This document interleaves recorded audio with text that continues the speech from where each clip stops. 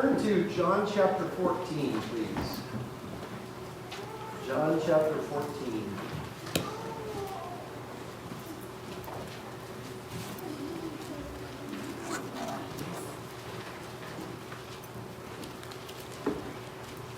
When you meet somebody new, how do you identify yourself? Hopefully you give your name, which the person promptly forgets. That's my place all the time. Okay? You might give them your name. You might define yourself as your occupation, what you do. Okay? I think a lot of us do that. You might say, oh, I'm from Midvale, Idaho. You've never heard of it, but that's, part of your identity. Or maybe you'll talk about that you're married, that you have a family, and talk about your kids, or you might talk about your grandchildren. You tell them that you're a Christian. Maybe that's something that you might say about yourself. There's many ways that you can identify yourself, introduce yourself to somebody. And the way I've identified myself has changed through the years. When I was little, I'm Bob Cooper's kid. Okay? As I grew up into my teenage years, I was a basketball player for Midvale High School Rangers. That was really big in my identity. And then when I went away to college in Portland, and I played for the Clippers, the Columbia Christian College Clippers, not the Los Angeles Clippers. Otherwise, I wouldn't be here preaching, right? When I was living in Boise, I identified myself as I'm a glass technician for the windshield doctor. I worked with my brother in that small business. That was who I was. And then I went into the big money, went into youth ministry. And so I identified myself then as one who works with teenagers in ministry. Sometimes now I identify myself as a father of 7 kids. And I love to do that because people are like, what's wrong with you? Or sometimes as a minister. How we identify ourselves to people has a great bearing on what they will think about us, how they'll address us. For example, back in 2005, I was remembering a very short conversation I had with a teenage girl up here at the high school. I went up there, I can't even remember why I was up there, but I went up there and the girl stopped me in the hallway and she said, "You look familiar to me. Who are you?" So I was in that moment like, okay, how am I going to introduce myself here? Part of me was like, well, inside I'm thinking, I've got my pictures all over the hallways here. A lot of them are in basketball things, holding trophies and stuff. Like, I could do that, right? A little pompous. No, I better not do that. So I said, I'm a minister for a church here in town. And then she's like, I'm out of here. And she just left and walked away. I didn't get to meet her. I don't know her name. I know nothing about her. But obviously, from the way she responded, she had had some bad experience with ministers, pastors, churches. I don't know. Okay? The way we identify ourselves to people puts them in a position to make a choice about us and who we are. They might want to continue the conversation and desire to know more about us, or in the case of this young girl that I met, they don't like what they hear and they may want to promptly escape and get out of it. Jesus faced this issue in his earthly ministry every moment. People were constantly hearing things about this man, and people were coming into contact with him and trying to decide, do I believe what this guy is saying or not? Do I believe Jesus is who he says he is or not? And the Gospel of John has a unique spin on this whole thing. John believes strongly in putting a choice before people. So when you read John, you're faced with a question. Do you believe in Jesus or not? Okay? John says at the end of his gospel, he gives us, here's why I wrote this book. Okay? John 20, verses 30 and 31.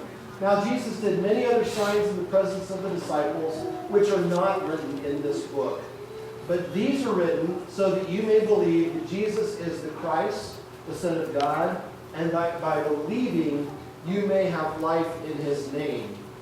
John wants his readers or the listeners of his book to believe Jesus is the Son of God. That's his goal in writing his gospel. And he does it often through the lips of Jesus himself. Throughout the Gospel of John, Jesus makes big claims about who he is. And he does it through the way he describes himself to people. And there are at least 7 times in the Gospel of John. There's a couple of others I'm thinking about, but these ones are the most poignant here, where he describes who he is by saying, I am something. Okay? He says, I am the bread of life. He says, I am the light of the world. He says, I am the gate, the door. I am the good shepherd. I am the resurrection and the life. I am the way, the truth, and the life. And I am the true vine. These are statements that Jesus makes to identify who he is to those that are listening. And so when Jesus spoke to people, they're trying to figure out what he was all about. Who is this Jesus anyway? And Jesus put it rather bluntly to them by giving himself these names or descriptions of who he is. So anytime Jesus would say these things like, I am the resurrection and the life, it put his listeners in a tough spot. They hear him say that, and they had to make a choice. Either they rejected him right away, scoffing at the absurd notion of resurrection. Okay, I'm leaving. Or they may be intrigued and decide, I want to listen a little bit more. I want to find out more about who this Jesus is. So in a way, John's asking this question. Who is Jesus? Throughout the whole of his gospel. And in the Gospel of John, when he says, I am, it pops up a bunch of times, even more than we're going to be looking at. That phrase only pops up once in Matthew and twice in Mark and Luke. But in John, it happens 26 times. So Jesus, in the Gospel of John, he wants to present Jesus in a way that he's really saying, this is who I am. I'm identifying myself to people in these ways. John lets his readers have the privilege of finding out who Jesus is by Jesus' own mouth and how he describes himself. So we're going to take the next few weeks to look at these statements about Jesus. And in doing so, we're going to find out a lot about the character of Jesus and about his authority. I just want to be very confessional to you today about something with this series. By Friday morning, I still had no clue what I was going to preach about. And I had about 3 weeks since the last series or whatever for me to decide what to do. And I'm the guy that's supposed to stand up and know what all of this is about. I'm the guy that's supposed to inspire people and teach people about the faith. And I was pretty dry. I described to a young man, we just had dinner last night, he was talking about ministry, and that's not what he does for a living, but he believes very much in ministering to people. And we were talking about what it means to do that, and I told him, we minister from the overflow of our hearts. If we're filled up, it's going to overflow to other people. And I was dry. The last time that happened was about 9 years ago. And it was difficult for me then. And there were times I sat in my office up there and just like, what am I going to say? What am I supposed to say? I don't know. I have no answers. So I just think that the things going on in our culture, around our nation, the difficulties of so many things, it's been really burdensome to me. Trying to stay connected with people has been difficult to do over the last year. And there's a lot of people that are feeling very lonely. And I've been able to visit with some people, and it's just obvious how lonely we can be when we're isolated from each other. And so my wife was like, go take some time. Just don't worry about, us and any of the kids. Just go spend some time and really seek the Lord, and God's faithful to do it. And I just thought, okay, what do? I need to be inspired And I sat at my computer screen for about an hour going, inspire me. Give me something, anything, you know? And as I just remember walking downstairs here for a moment and praying, just give me something, you know? And I felt like God was saying, okay, in confusing, burdensome, dry times, look at Jesus. Just look at Jesus again. And so that's why I got led here to these I am statements about who Jesus is. And I know it's also because people have been praying for me. I shared what I just did with you with some people. My wife is a prayer warrior for me. My stepmom in Boise prays for me daily in my ministry, my work. My friend Mike Soto told me 6 o'clock every day I'm going to be on my knees praying for you and for your family. And a good friend of mine, Jay Hawkins in Caldwell, he and I talked about the same thing, and he was feeling the same way. And in fact, there was an article in the Christian Chronicle here recently that said, following COVID over the last year, we might see a wave of people in ministry leaving it because they're so depressed. So it's real stuff. The effects of COVID have been long-reaching and in surprising ways. But I'm also here to stand, not to totally depress you all here today, but I'm standing here before you today to tell you that God answers prayers too. Because even last night I was still feeling like, oh man, tomorrow. I hope this goes well. And I got up this morning and the words of an old devotional song were in my head. Restore my spirit, Lord, I need restore.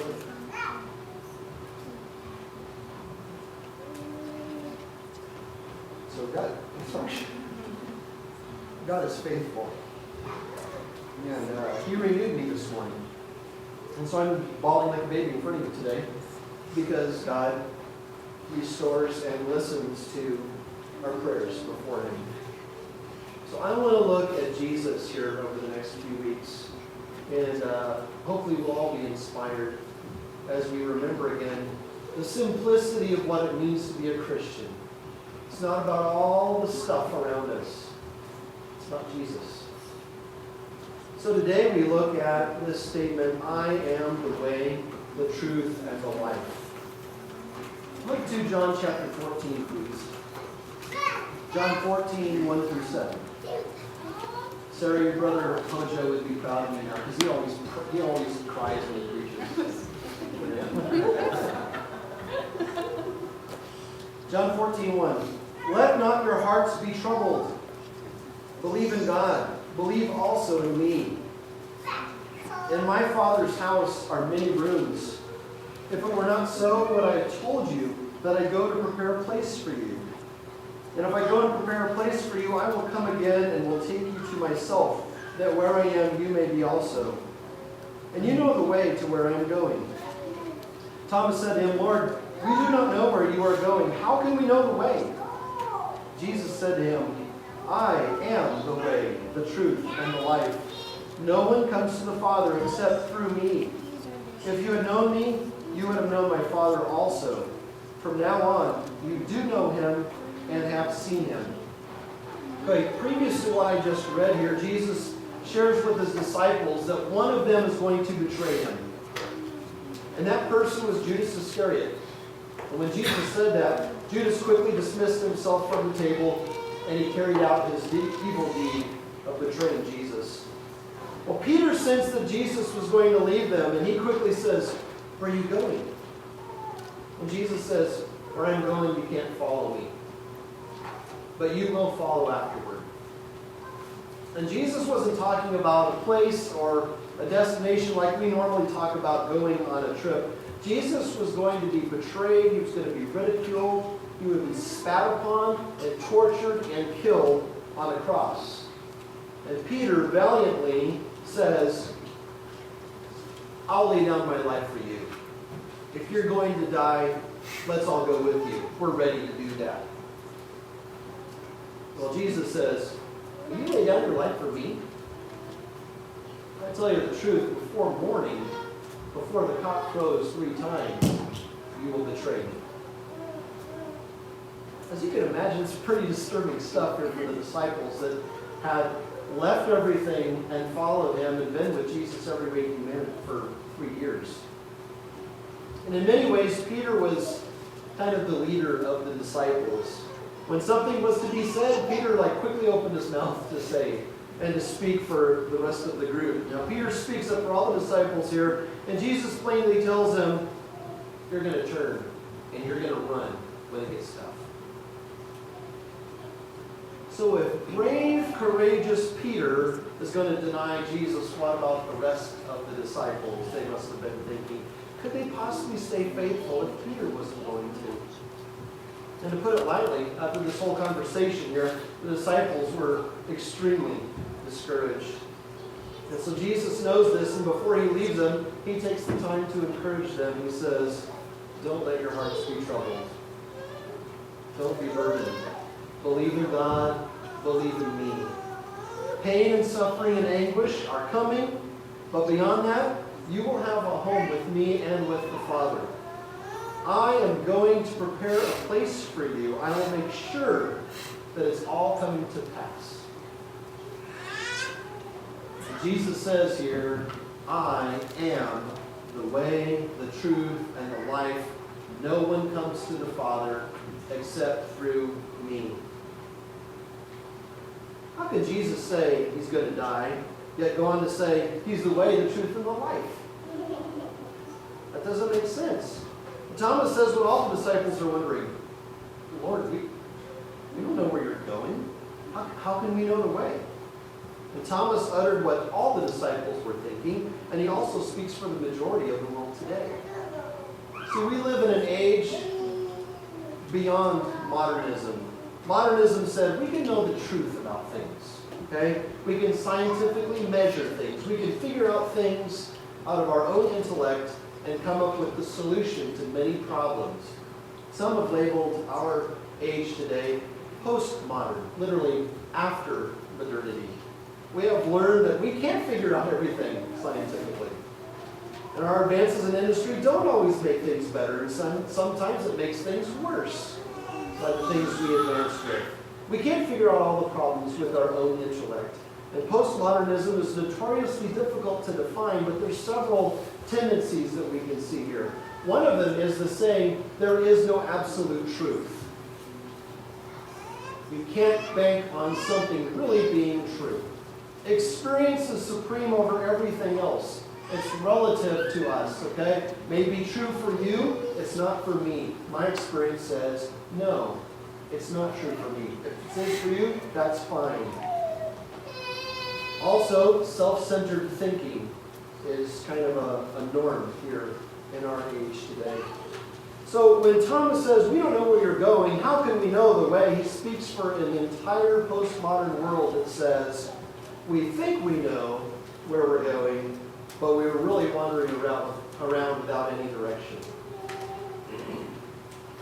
It's based on what we feel, on what we've experienced. In fact, I read a survey once taken by a friend of mine, and his answers illustrate this. The first question was, do you believe in God or Satan? He answered, they are what we make them. Do you believe in heaven or hell? Again, they are what we make them. It's not that God, Satan, heaven or hell are real or fake. It's just whether you believe in them or not. That's kind of the staple of our culture today. So in response to Thomas's question and also the directionless world in which we live, Jesus says, I am the way, the truth, and the life. No one comes to the Father except through me. How can Jesus say that? Doesn't he know there's no absolute truth? Doesn't he know that everything's relative according to what we've experienced and what we feel? Doesn't he know that we're in control of our own world? Well, apparently Jesus doesn't buy into that line of thinking. In a world that says we can do whatever we want as long as it benefits us, Jesus makes a pretty bold claim. Let's look at his statement just a little bit more deeply here. In his statement, there's 3 claims that he makes. Descriptions of his character and his authority. He says, I am the way. And in that, we need to be thinking it's not just a destination. Okay? Sometimes Christianity can be boiled down to, well, I do these things so I get to go to heaven. It's a destination. That's part of it here, but really, for Jesus, it's about a journey more than a destination. Jesus is going somewhere, and that journey is fraught with pain and suffering and mockery and death. But he's headed toward the Father. And for followers of Jesus, it's not really about the destination. It's about taking the journey with him. When Jesus calls people to follow him, he says, deny yourself and take up your cross and follow. Just go where Jesus goes. It's about the journey. It's about him being the way and living like him as we follow.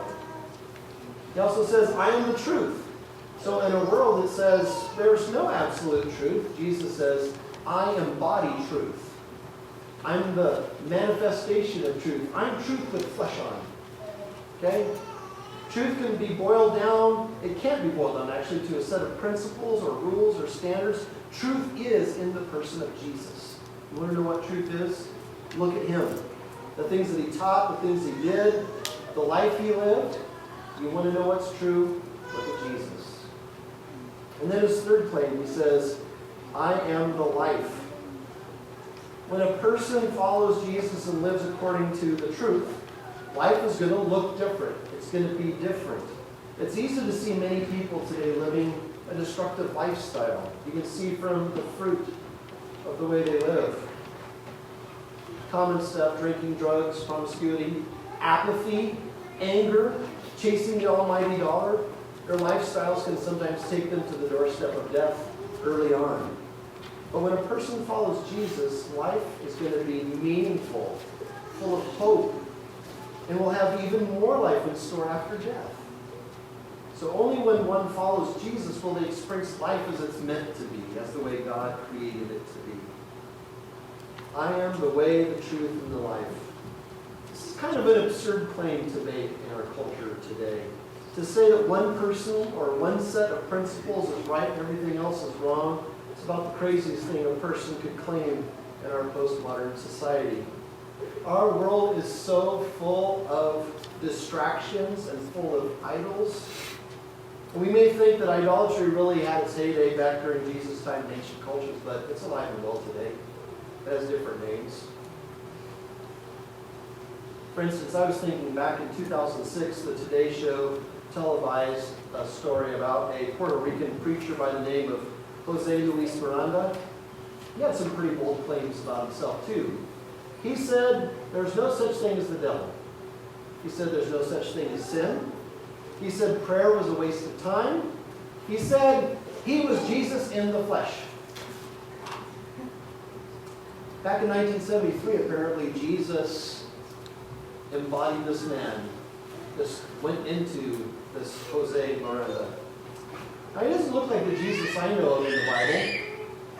Instead of a simple cloak, he wore expensive suits and jewelry that money can buy. Instead of coming down into town on a donkey, he came in with Freddie BMWs. And instead of simple disciples, he had a security detail that he paid $300,000 a year. You've got to be thinking, is he crazy? Surely nobody believed that man's claims. Well, he claimed to have over 2 million followers around our world.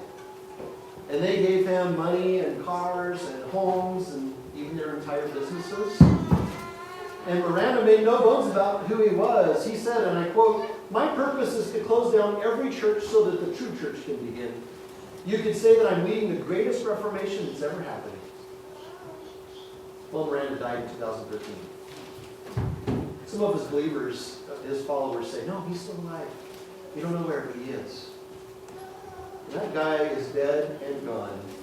But there's many out there today making claims that they have the truth. That they are the way and the life if you just follow these ways of thinking. Over the last year, we've heard a lot of voices making big claims about right and wrong. And I'm just going to throw them out here, not making a stance where I am on any of them, because I think that is where we've gone wrong. But over the last year, we've heard from mask wearers and mask haters. We've heard from Antifa and QAnon. We've heard from Black Lives Matter and Blue Lives Matter. We've heard from Trump and Biden. We've heard from Republican and Democrat. We've heard from liberals and conservatives. And these are all groups and names saying, we've got it right. Stand with us and you'll be right. And I'm standing here going, I'm so sick of it all. Because Jesus is the one who has the truth. He's the one that we should be following. Jesus says, I am the way, the truth, and the life. No one comes to the Father except through me. Not groups of people, not certain ways to think. Through Jesus. Not philosophies, not social activist groups, not political parties, not the right politician, not the right tribe. Jesus, and Jesus alone. John recorded these words of Jesus now, and he asks you, the hearers today, who do you think Jesus is? Is Jesus the way, the truth, and the life, or not? You decide.